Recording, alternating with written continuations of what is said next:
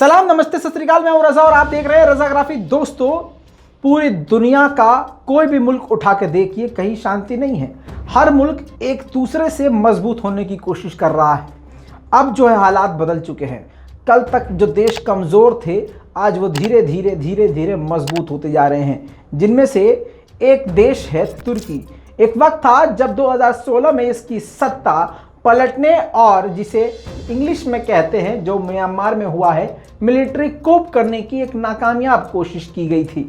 तब भी एर्दोगान वहाँ के राष्ट्रपति थे। आज के टाइम तुर्की तेज़ी से तरक्की कर रहा है और तुर्की ने अब तो ये कसम खा ली है कि वो कोई भी हथियार बाहर से नहीं खरीदेगा, बल्कि अपनी रक्षा सामग्री को लगभग 70% खुद बनाएगा। और इतना ही नहीं, 70% तो उसने बनाना भी शुरू कर दिया है। जी हाँ दोस्तों, और इसके अलावा रजब तैयब एर्दोगान का ऐलान है कि वो इस 70% को जल्द से जल्द 80% तक लेके जाएंगे। यानी 80% हथियार तुर्की अपने लिए खुद बनाएगा, किसी और से नहीं खरीदेगा। दोस्तों, इसी में बहुत कम वक्त लेते हुए आपको बहुत बड़ी खबर बता दूं कि अब तुर्की ने अपने ही खुद के आत्मनिर्भर किसी और का नारा था, लेकिन वो हो गया है। और दोस्तों, यही सच्चाई बताने पर अंधभक्तों ने मुझे जान से मारने की धमकियां देनी शुरू कर रखी हैं, लगातार टारगेट कर रहे हैं, नई नई बातें लिख रहे हैं। लेकिन दोस्तों, वो गलती ये कर रहे हैं कि 20 मिनट का 15 मिनट का वीडियो उठा के उसमें से एक क्लिप 10 सेकंड का 15 सेकंड का उठा के वो साइबर सेल को, सोशल मीडिया पे, पुलिस को, सबको टैग कर रहे हैं। लेकिन हो क्या रहा है, जब बेचारे साइबर सेल वाले बेवकूफ़ तो है नहीं भाई। यूपी पुलिस हो, मुंबई पुलिस हो, दिल्ली पुलिस हो, कहीं की भी पुलिस हो, बेवकूफ़ नहीं है और इनकी तरह वो फालतू नहीं है। अब जब जांच हो रही है, जब आप कंप्लेंट करते हो, लल्लुओ सुनो, जब आप कंप्लेंट करते हो और जिस पार्ट को लेके आप करते हो, तो उसका पूरा अगवाड़ा और पिछवाड़ा देखा जाता है कि भैया इसने शुरू में क्या बोला, आखिर में क्या बोला, किस संदर्भ में क्या बोला। कोर्ट भी यही करता है। इसलिए इन अंधभक्तों का प्लान फेल होता जा रहा है, क्योंकि हम देश के तो हित में बात कर रहे हैं, लेकिन ससुरे इनको लग रहा है कि नहीं, भाजपा के हित में बात नहीं करेगा तो उसका मतलब इनका वही पुराना फंडा है, भाजपा के हित में बात नहीं करोगे तो तुम पाकिस्तानी कहलाओगे, आतंकवादी कहलाओगे। दोस्तों, किसान जब अपना हक मांग रहे हैं तो वो खालिस्तानी हो गए, मुसलमान एनआरसी पर खड़े हो गए तो वो पाकिस्तानी हो गए, और भाजपाइयों की नजर में मुसलमान तो हमेशा पाकिस्तानी रहे हैं। लेकिन खुद की औकात नहीं है कि जाके चीन से लड़ लें। अब चीन का तो अपडेट आपको मिल ही गया होगा, लेकिन छोड़िए दोस्तों, इसकी बाद में बात करेंगे। बात तो मजे की ये है कि तुर्की तेजी से तरक्की कर रहा है और आपको मैं बता दूं कि तुर्की ने कई सारी, लगभग 1000 मिसाइलें बनाई हैं, जिसमें से 100 मिसाइलें उसने अपने डिफेंस में शामिल भी कर ली हैं।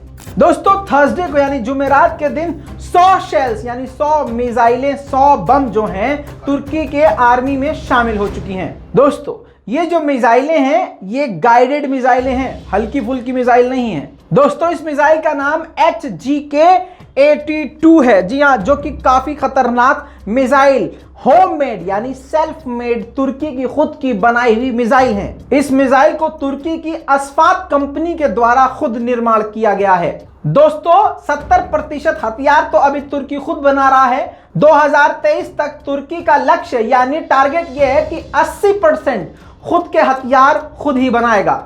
तुर्की के डिफेंस मिनिस्ट्री की तरफ से कहा गया है कि ये मिसाइलें हमारे देश की और हमारे लोगों की रक्षा करने के लिए बहुत इंपॉर्टेंट है। ये मिसाइलें इतनी खतरनाक है कि दुश्मन के टारगेट को लॉक करके तबाह कर सकती है, और ये गाइडेड मिसाइल है, यानी टारगेट लॉक होने के बावजूद जब इसे फायर किया जाएगा तो फायर के दौरान ही अपने टारगेट को छोड़कर दूसरा टारगेट भी बना सकती है। जी हाँ दोस्तों, 1 से 2 मीटर की दूरी पे, यानी मिसाइल को छोड़ा गया था आपके लिए, आपके ऊपर, आपको लॉक करके, लेकिन आपसे ठीक 2 मीटर दूरी पर ही अगर तुर्की की फौज चाहे तो आपको बख्श सकती है, आपको छोड़ सकती है और टारगेट को चेंज कर सकती है।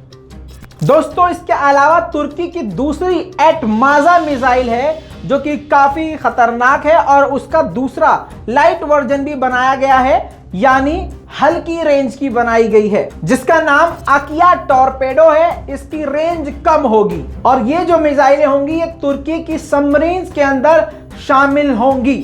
अब इसी की वजह से बताया यह गया है कि ऐसे ही हथियारों की वजह से तुर्की की नेवी की ताकत बढ़ती जा रही है। देखा जाए तो तुर्की की कोई भी आर्मी ले लीजिए, चाहे जल सेना, थल सेना, वायु सेना, सभी ताकतवर होती जा रही हैं। दोस्तों, तुर्की की एटमाजा मिसाइल जो है वो इतिहास में पहली बार इतने बड़े टेस्ट के दौरान बहुत बड़े टारगेट को सक्सेसफुली हिट करने में कामयाब हुई है। यानी सीधे सीधे अल्फाजों में कहूं तो तुर्की को जिंदगी में अपने इतिहास में पहली बार इतनी बड़ी कामयाबी मिली है। दोस्तों, रॉकेटसन के डायरेक्टर जनरल यानी जिस कंपनी ने इन मिसाइल को बनाया है उनके डायरेक्टर ने बोला है कि जब इसको हम टेस्ट कर रहे थे तो टेस्टिंग के दौरान उसको एक्सपीरियंस करने के लिए अजरबैजान और पाकिस्तान के साइंटिस्ट और मिनिस्ट्री के लोग भी मौजूद थे देखने के लिए कि भैया ये टेस्ट कैसा है। और फिर वैसे ही मिसाइल, वैसी ही तकनीक पाकिस्तान और अजरबैजान भी खुद बनाएंगे। इतना ही नहीं, इंडोनेशिया भी साथ में था। दोस्तों, बहुत लंबी चौड़ी रिपोर्ट थी लेकिन निचोड़ के आपके सामने रख दी है। उम्मीद करता हूं कि हमारी मेहनत को आप जरूर सराहेंगे और रिपोर्ट को शेयर जरूर करेंगे। और टट्टी खोर पता है क्या कहेंगे? अरे टट्टी खोरों की दिक्कत यार अजीब है। मतलब ये देखिए, पहले कहेंगे जब मैं मोदी जी पे बोलूंगा वाह मोदी जी वाह, मैं बना दूंगा रिपोर्ट, तो देश विरोधी, भारत के खिलाफ बोल रहा है, मोदी जी के खिलाफ बोल रहा है। अच्छा, इंटरनेशनल खबर बताओ, चीन की बताओ, ताइवान की बताओ, अमेरिका की, रशिया की, फिलिस्तीन की, अजरबैजान, कहीं की बताओ। रहता भारत में है, गाता बाहर की है। अच्छा, फिर क्या करें? गोबर उठा के तुम्हारे मुंह पर मारे? ये चाहते हैं ससुर के नाते कि इनके पिताजी की सिर्फ तारीफ की जाए। चारों तरफ तबाही मच चुकी है कोरोना काल। मतलब वो आदमी फोटोजेनिक है, हर जगह फोटो आ चुकी है मोदी जी की, खाली नोट पर छपना बाकी रह गई है। और अंधभक्त वो भी कह रहे हैं कि बहुत जल्द नोटों पर छपवा देंगे।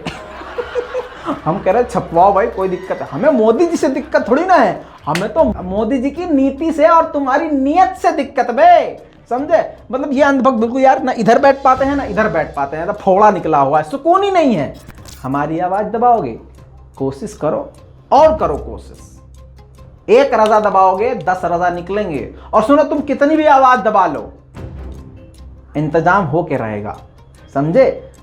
जुल्म जो है ज्यादा लंबा समय नहीं जीता है, तानाशाही ज्यादा लंबे समय नहीं चलती है, गुंडागर्दी ज्यादा लंबे समय नहीं चलती है, जिद जो है ज्यादा लंबे समय तक नहीं चलती है, कत्लेआम भी ज्यादा लंबे समय तक नहीं चलता है। समझे? तुम्हारी हरकतों की वजह से राष्ट्र बदनाम हो रहा है, तुम्हारे ही हरकतों की वजह से आज भारत की बदनामी हो रही है। भारत वो गुलदस्ता है जिस गुलदस्ते के अंदर हर रंग के, हर खुशबू के फूल हैं, और तुम चाहते हो कि नहीं, सिर्फ इस गुलदस्ते में एक रंग का, हाँ, भगवा रंग का सिर्फ फूल रहे।